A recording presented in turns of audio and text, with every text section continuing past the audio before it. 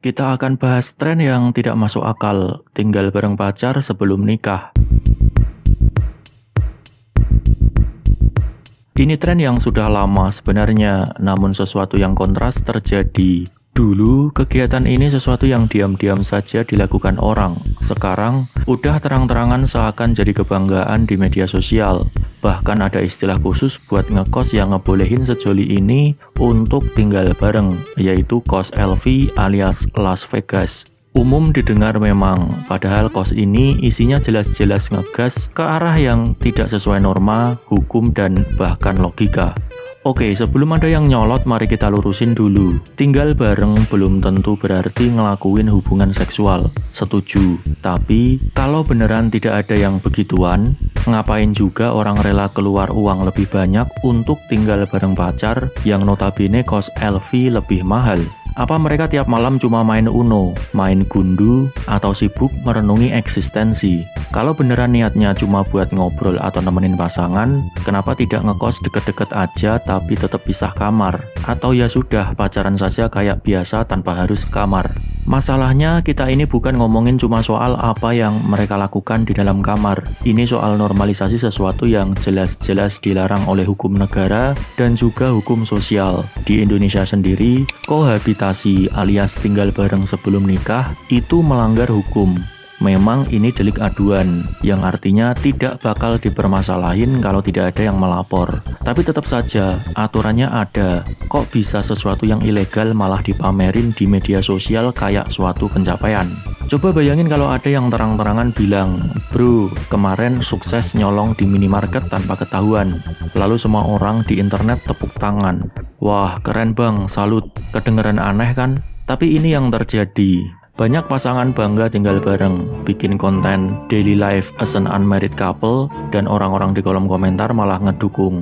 Dan ini satu hal lagi yang lebih gila. Tren ini semakin diglorifikasi. Dulu, kohabitasi masih sesuatu yang ditutup-tutupi karena sadar itu melanggar norma. Sekarang, malah dijadikan konten. Seolah-olah kalau kamu nggak tinggal bareng pacar, kamu ketinggalan zaman. Bahkan ada yang dengan bangganya bikin konten tinggal bareng pacar yang katanya enak itu. Seakan kayak pengalaman wisata seru yang semua orang harus coba. Lucunya lagi, ini bukan cuma soal hukum negara. Hukum adat dan norma sosial juga jelas-jelas tidak membolehkan. Kita semua tahu mayoritas masyarakat Indonesia masih menjunjung tinggi nilai sosial dan agama. Orang tua masih nganggep tinggal bareng pacar itu tabu. Bahkan di kampung-kampung, hal kayak gini bisa bikin diusir atau dikucilkan. Tapi kenapa di internet malah dianggap lifestyle modern yang diwajarkan? Apakah internet sudah jadi dunia paralel yang tidak peduli sama realitas hukum dan budaya? Mungkin ada juga yang berargumen, kan kita sudah dewasa, ini hak kami. Oke dewasa, oke hak. Tapi konsekuensinya apa? Jangan pura-pura tidak tahu kalau tren kayak gini bisa jadi pintu masuk ke problem sosial yang lebih luas. Kehamilan di luar nikah, anak tanpa kejelasan status hukum, sampai kasus-kasus KDRT di hubungan yang bahkan tidak punya legal standing buat ngelapor karena tidak ada ikatan pernikahan. Belum lagi jika si laki-laki tidak bertanggung jawab, yang dirugikan tentu si perempuannya. Kalau amit-amit beneran terjadi, palingan juga bikin video TikTok yang isinya TikTok please do your magic bla bla bla bla. Apa jaminan tanggung jawab dari pria yang berani ngajak pacarnya tinggal bareng hanya untuk kesenangan birahinya doang? Ladies, pakailah logika. Jadi ini bukan cuma sekadar hak pribadi. Ini soal bagaimana sesuatu yang jelas-jelas melanggar hukum dan norma malah diperlakukan sebagai pencapaian. Bukan berarti harus jadi moralis garis keras, tapi logika juga jangan dibuang. Kita bisa debat soal tidak semua pasangan yang tinggal bareng itu melakukan seksual.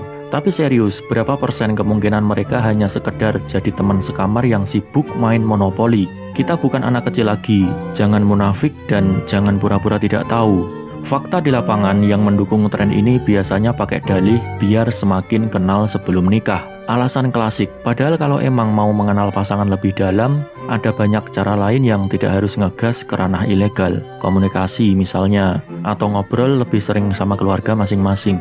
Kenapa harus langsung tinggal bareng buat mengenal seseorang?